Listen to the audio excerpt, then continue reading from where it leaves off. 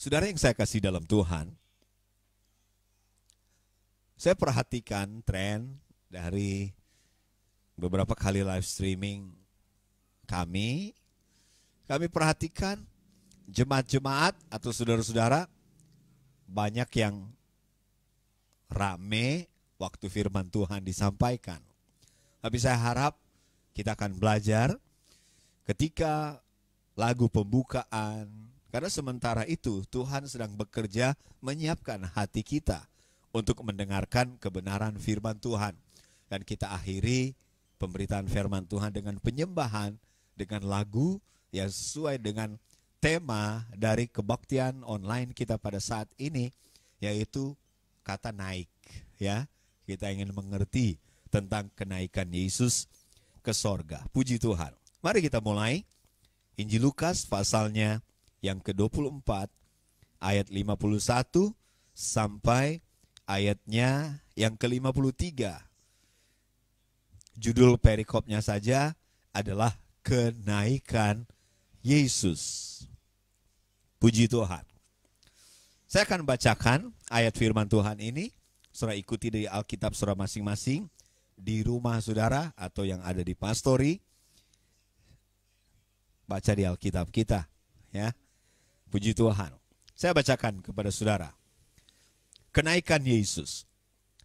Lalu Yesus membawa mereka keluar kota sampai dekat Betania.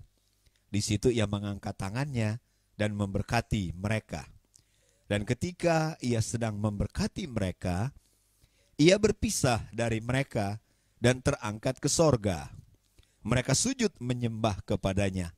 Lalu mereka pulang ke Yerusalem dengan sangat bersuka cita.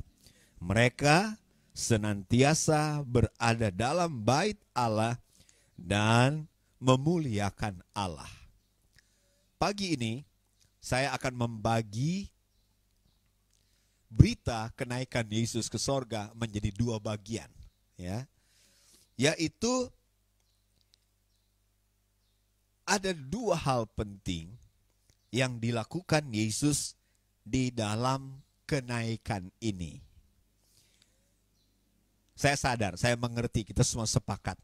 Ada begitu banyak sekali rahasia firman Tuhan tentang kenaikan Yesus. Telah begitu banyak kali acara atau peristiwa atau ibadah kenaikan Yesus ini diadakan atau diperingati. Banyak sekali rahasia firman Allah. Saudara bisa cari di berbagai media atau di ingatan saudara, ya. Dan firman Tuhan ini akan terus bertumbuh. Tahun depan akan ada lagi acara seperti ini. Tapi untuk kesempatan ini, di Kamis 21 Mei 2020, saya akan menyampaikan firman Allah tentang ada dua hal penting untuk kenaikan Yesus kali ini, ya, yaitu di saat ini. Yaitu yang pertama, apa yang dilakukan oleh Yesus ketika dia berpisah dengan orang-orang yang dia kasihi. Ketika Yesus sedang memberkati, maka dia terpisah dengan mereka, ya. Dia naik ke sorga. Nah, apa yang Yesus lakukan untuk orang-orang yang dia kasihi, yang pada saat itu mereka terpisah lewat kenaikannya. Dan hal yang penting yang kedua, apa yang Yesus bawa ke tempat yang dia tujui lewat kenaikannya, yaitu ke sorga.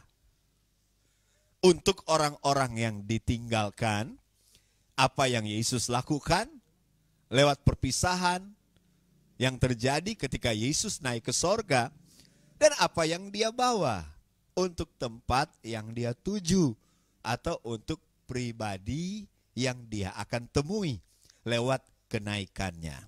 Dengan cepat saya akan tunjukkan kepada saudara. Yang pertama, apa yang Yesus lakukan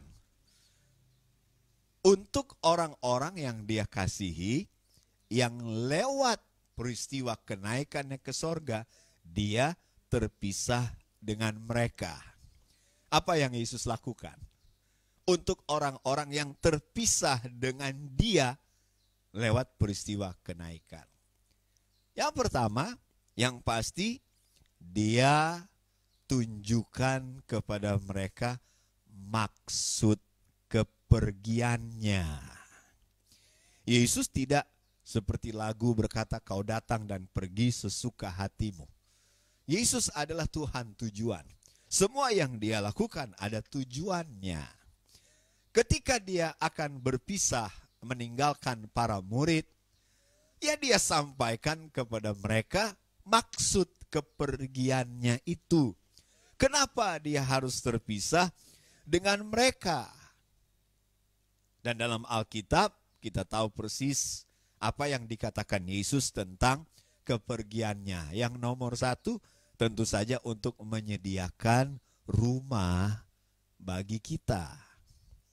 Untuk orang-orang yang dia kasih supaya nanti kalau rumah itu sudah selesai, mereka akan berada dengan dia, bersama dengan dia, tidak ada terpisah, tidak ada perpisahan lagi untuk selama-lamanya. Yesus, firman Allah berkata, kenapa dia harus naik? Ya, Yesus harus naik. Dia meninggalkan yang di sini, sebab waktu Yesus naik, dia pergi dari sini ke sana, ya, naik. Saudara yang saya katakan, dia meninggalkan yang di sini, ya, untuk memenuhi segala tempat. Dia ada di mana-mana. Yesus meninggalkan yang di sini untuk ada di mana-mana. Senang sekali, ya.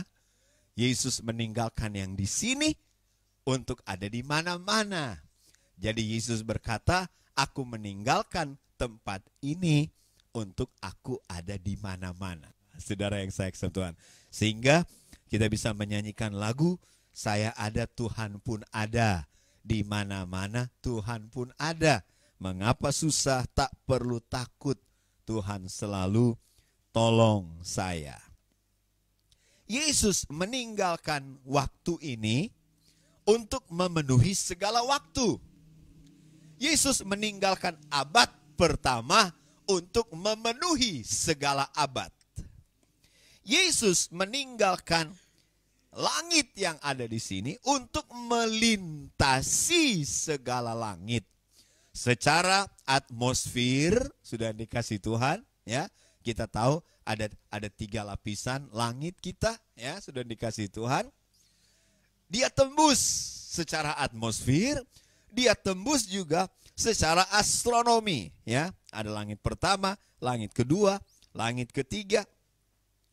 Firman Allah berkata, untuk apa dia naik? Apa sih maksud kepergiannya? Efesus pasalnya yang keempat ayat yang ke-10.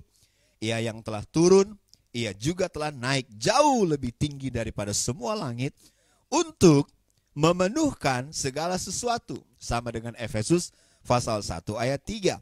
Dia memenuhkan segala sesuatu. Jadi maksud kepergiannya supaya dia memenuhi segala sesuatu. Saya selalu pakai ilustrasi ini. Setiap kali kita isi bensin, baik itu mobil atau motor, di situ ada jarum penunjuk, ya, untuk menunjukkan kepada kita seberapa penuh tangki bahan bakar kendaraan kita.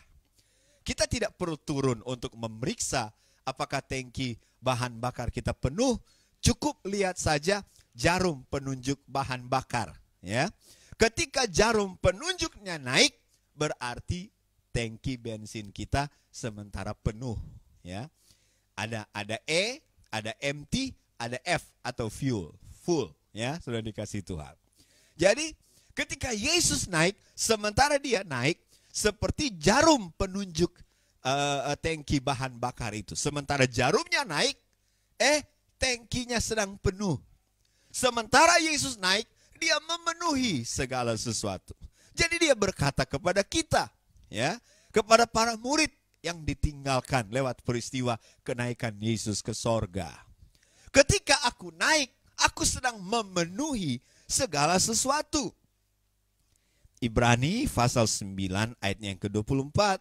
Kalau Yesus naik, itu pun untuk kepentingan kita. Ibrani pasal 4 ayat 14 sampai 16. Oh, kita dapat akses. Ketika dia naik, dia buka akses untuk kita masuk. Kita beroleh keberanian masuk kepada Allah dengan penuh kepercayaan oleh iman kita. Kata Efesus pasal 3 ayatnya yang ke-12. Yesus berkata, maksud kepergiannya lewat peristiwa naiknya dia ke sorga untuk orang-orang yang dia kasihi yang harus terpisah. Yesus mengatakan maksud kepergiannya adalah dia mengakhiri pelayanan di dunia ini. Dia mengakhiri pelayanan di dunia ini dan dia akan memulai pelayanan sorgawi. Ada 2 pelayanan sorgawi yang Yesus lakukan. 1, dia jadi pembela kita. Yang kedua, dia jadi pendoa kita. Dia jadi pembela kita, ya. Dia jadi pendoa kita.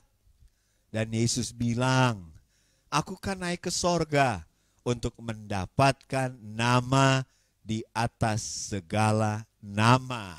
Mengatasi segala sesuatu. Silakan, ada banyak nama, ya. Termasuk yang paling top dengan mahkota, corona. Ya, silahkan, ada banyak nama. Semua nama penyakit kah, nama masalah, kebutuhan kah, ancaman kah, dan lain sebagainya. Tapi dia naik untuk mendapatkan nama di atas segala nama. Jadi ini yang dilakukan Yesus yang pertama. Untuk orang-orang yang dia kasihi, dia tunjukkan kepada kita, kepada para murid, apa sih maksud kepergiannya. Kenapa mereka harus terpisah? Kemudian, yang kedua yang Yesus lakukan untuk orang-orang yang dia kasihi, yang kepada mereka oleh peristiwa kenaikannya harus terpisah. Saudara perhatikan yang dilakukan Yesus. Waktu perpisahannya lama. Ya, sudah dikasih Tuhan. Kalau saat ini, orang kalau kena corona, kemudian waktu dia meninggal, terpisah cepat sekali, langsung dimasukkan di peti atau langsung dimasukkan dalam plastik, cepat-cepat dikubur. Tidak ada kesan perpisahan. Tapi Yesus sebelum berpisah 40 hari, bayangkan, sebelum dia naik ke sorga, waktu perpisahannya lama. Sudah dikasih 40 hari. Selama 40 hari itu, apa yang terjadi? Mereka ingat semua peristiwa dan pengalaman indah bersama dengan Yesus. Kalau kita akan berpisah dengan seseorang, kita akan bilang, dapat ingat Kang, waktu itu orang sama-sama ada makan ikan bakar di Kobong atau apalah ya, sudah dikasih. Ya, Mar, kita semua mesti pergi. Mar, kita senang sekali orang ada lewat hal-hal seperti ini. Nah, Yesus pun saya yakin mengingatkan kepada mereka semua peristiwa, semua pengalaman yang indah saat mereka masih bersama. Kemudian, yang keempat, saya catat di sini, yang keempat, ketika Yesus akan berpisah dengan para murid, dia memberikan kesan terakhir yang sangat penting. Last impression. Wah, kesan terakhir ketika dia akan tinggalkan mereka. Kesan dari para murid adalah Yesus mereka. Adalah Yesus yang ditinggikan. Bukan Yesus yang mati. Bukan Yesus yang dianiaya. Tapi Yesus yang naik ke sorga. Dia adalah Tuhan. Dan ketika dia meninggalkan mereka dalam posisi memberkati. Saudara bayangkan Yesus dalam kemuliaannya naik. Ini kesan yang tidak terhapuskan. Saya catat di sini. Lukas mengakhiri cerita tentang pelayanan Yesus sebagai manusia dengan kenaikannya ke sorga sebagai Tuhan yang ditinggikan. Dan dia memulai kitab kisah para rasul dengan kenaikan Yesus ke sorga yang disertai dengan janji untuk datang kembali. Dan kesan inilah yang mengubah dari Theophilus yang mulia menjadi Theophilus yang rendah hati, yang menyembah seperti para murid. Kesan ini mengubahkan Theophilus dari sebutan Theophilus yang mulia sekarang menjadi saudaraku Theophilus, sesama anak Tuhan dalam kerendahan hati.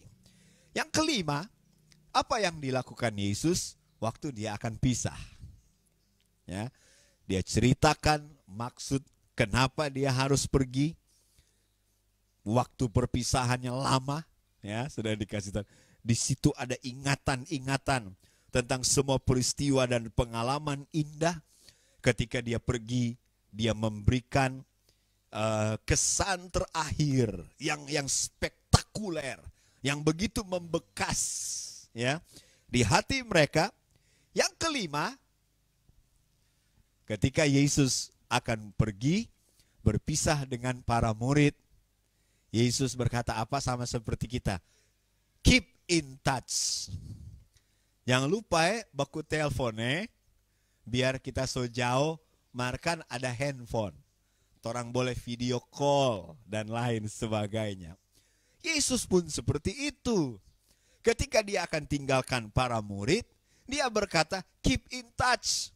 Yesus berkata, kalau firmanku ada dalam kamu, minta apa saja, ya.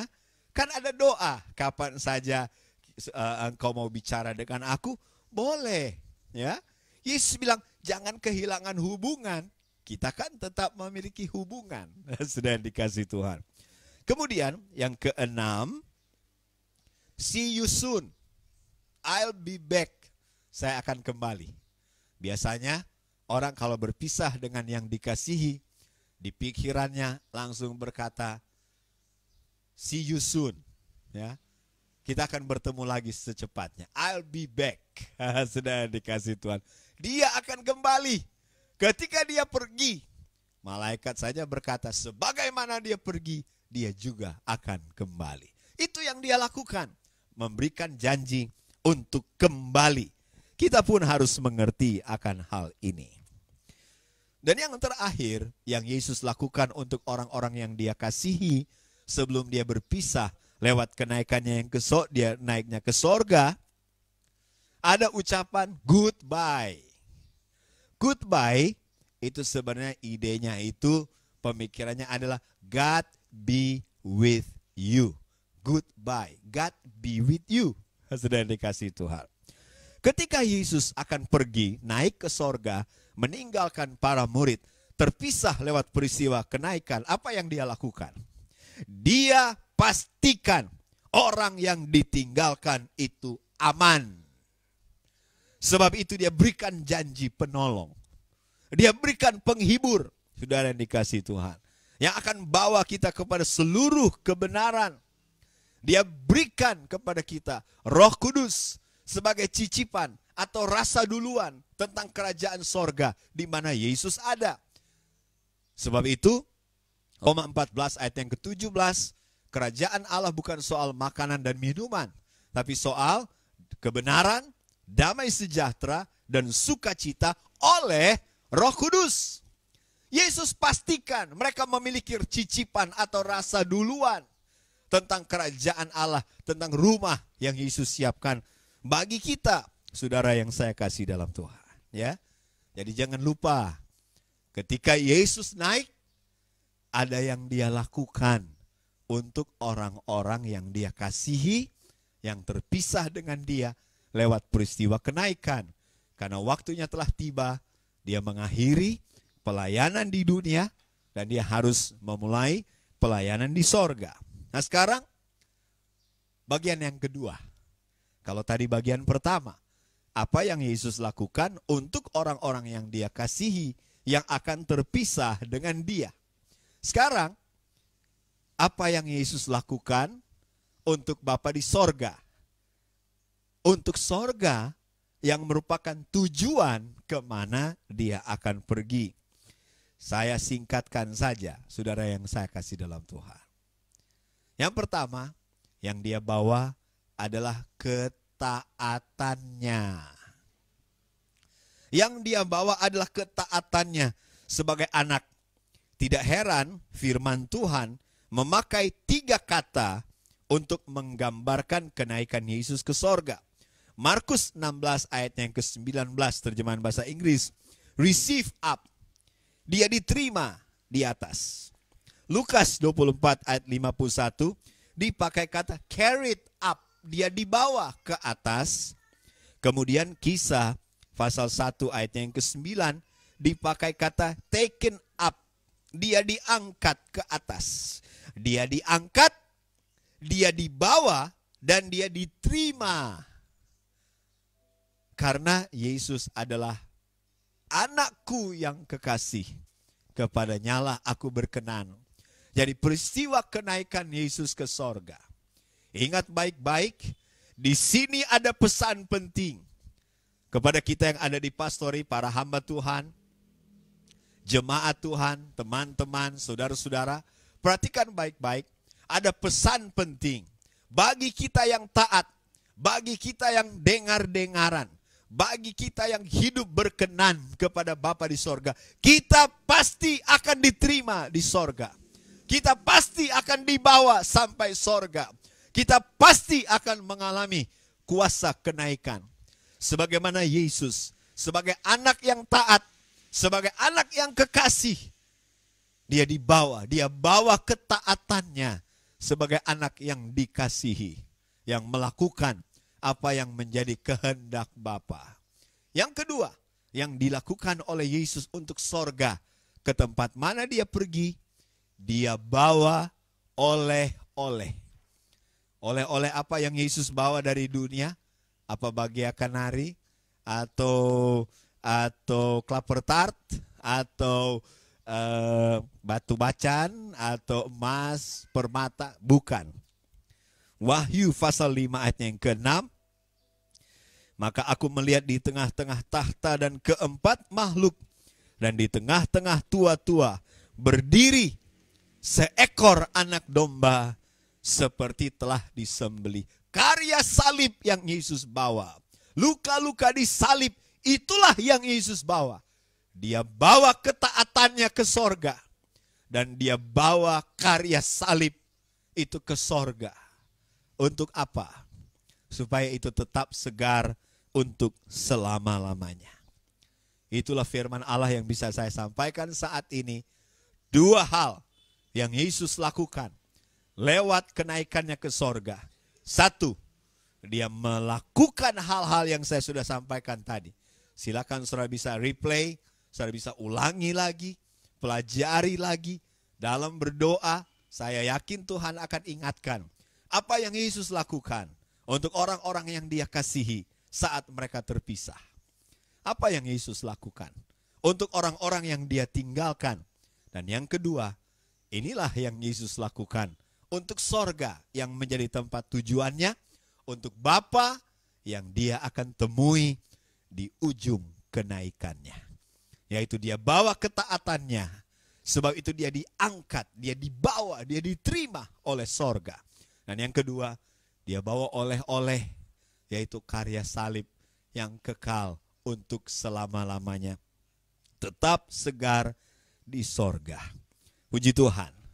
Saudara-saudara, mari kita segera akan berdoa. Sebagaimana ayat mas kita, ketika para murid melihat Yesus naik ke sorga, maka mereka menyembah Tuhan. Inilah yang harus kita lakukan, ya. Kita semakin menyembah Tuhan.